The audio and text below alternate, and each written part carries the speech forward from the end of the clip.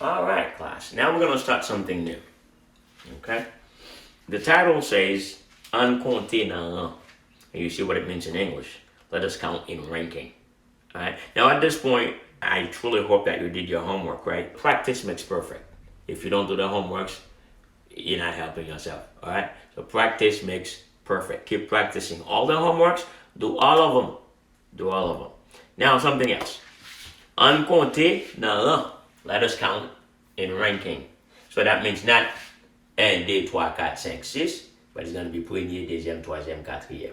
What that means is you have the translation right there as well on your screen, right? So it's not 1, 2, 3, 4, but it's first, second, third, fourth. That's how. All right.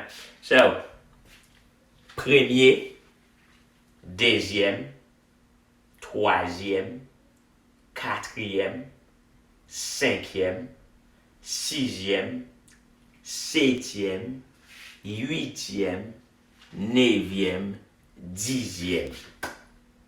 Let's go là. Let's go là. Let's go là. Vous comprenez moi? Vous comprenez moi? Meaning, are you there? Do you understand me? Are you there? You understand me? So that's what it is. It's very simple. You have it right on your screen. Premier, deuxième, troisième, quatrième, cinquième, sixième, septième, huitième, neuvième, dixième.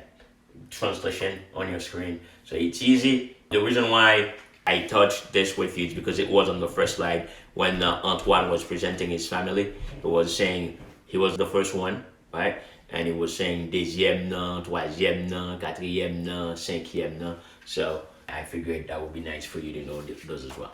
All right, that was it. Now we're going to move to the next slide. I think we're going to count now. We're going to count to 100 in the next slide. Let's go do this.